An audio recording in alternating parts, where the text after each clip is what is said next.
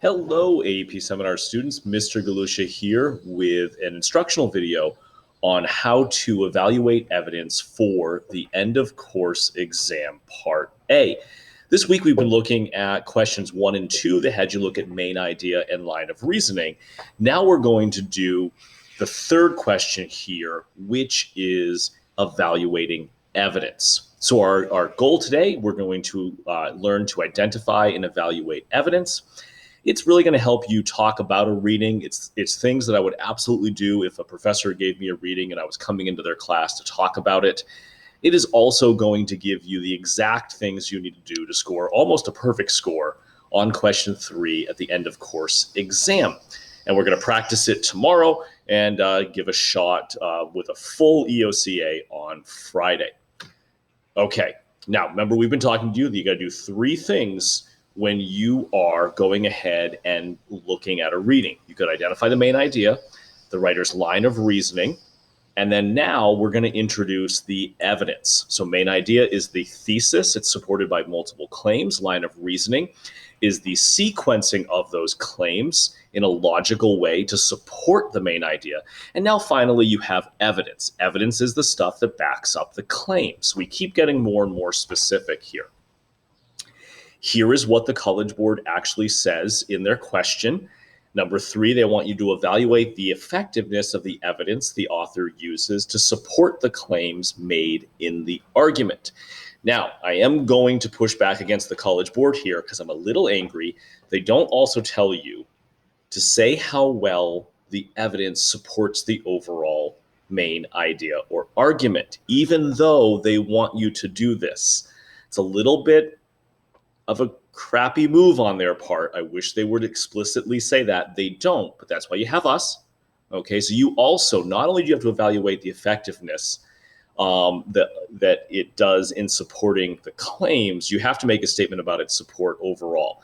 And when they say effectiveness, they really are talking about 2 things: if it is relevant and if it is credible. So here I think we have a poorly constructed question. That they want a lot more than they're actually asking for, and it takes us to come along and do this instructional video so you know what to do to score well in point 3. Now, how should I evaluate my evidence? No change here. The same way that you evaluate your sources. You should be using the CRAP-RAVEN acronym to go ahead and evaluate the evidence.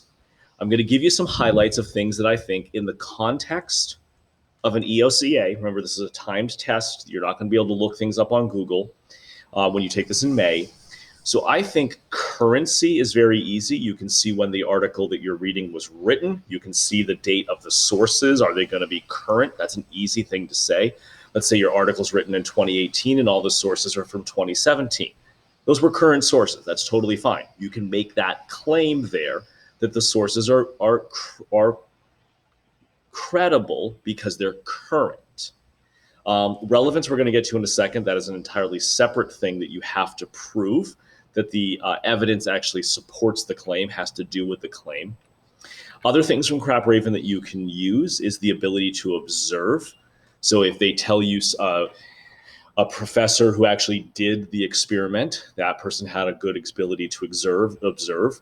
If they ask someone who was actually there, that's awesome. They have credibility. They were able to observe.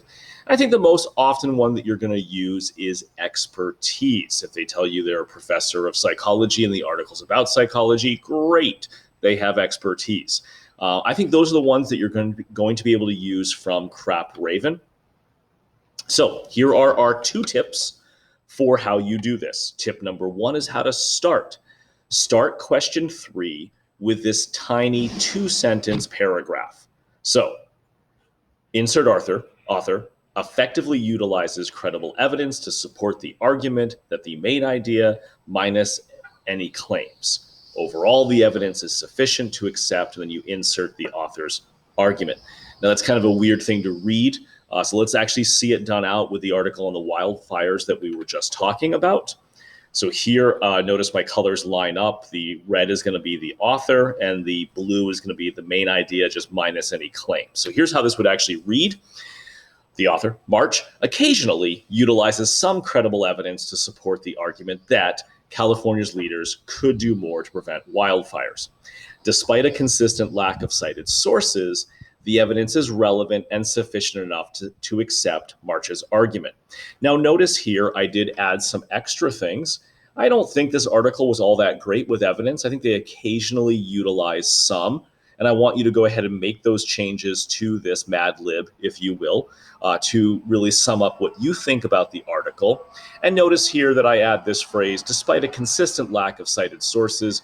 Overall, that would be my biggest critique to March's article. I thought it was really good, except I really don't know about any of the sources because they never were stated. I do think, however, the evidence is relevant, that it's always on topic, it's always connected to the claims they're making.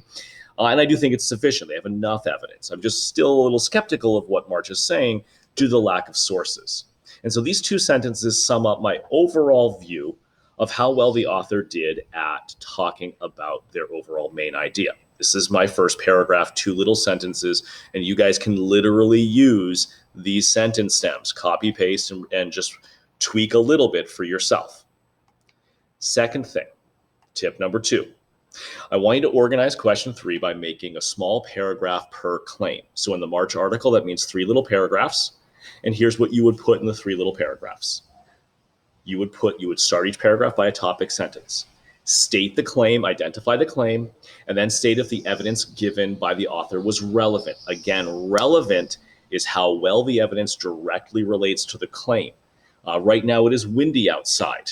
What is evidence that I could use that is relevant? It is the sound of the wind that you are hearing on the video. If I said it was windy outside, I talked about how much rain was happening, that wouldn't be relevant. That wouldn't tie, that wouldn't connect.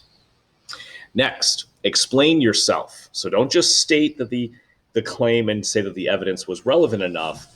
Actually prove that. And how do you prove that? You do small little quote nuggets for proof from the article. So make sure you're getting actual specific pieces of evidence. Last thing you're going to do is state how credible the sources were. Not the author of the article, but the stuff the article used.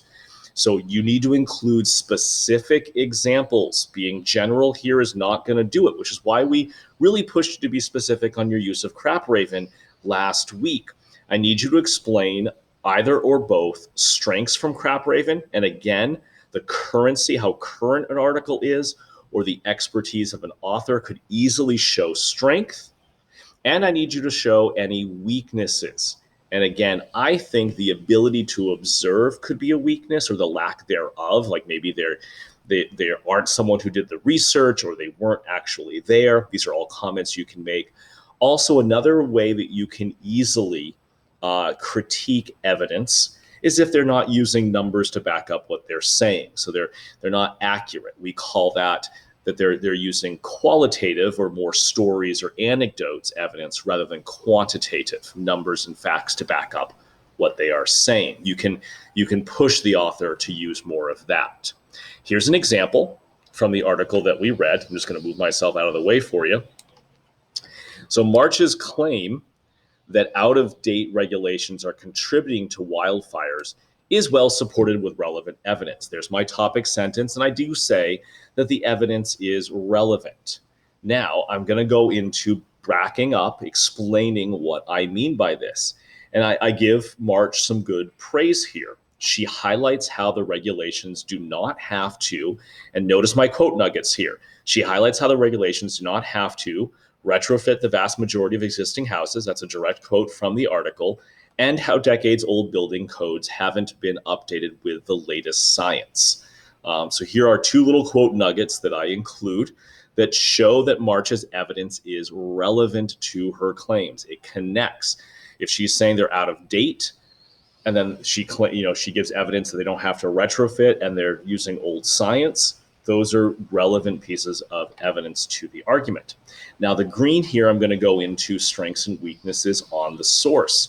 Problems emerge in the way March fails to cite her sources. The evidence appears current to the writing of the article, so everything seemed like it was up to date, so I do give her some praise there.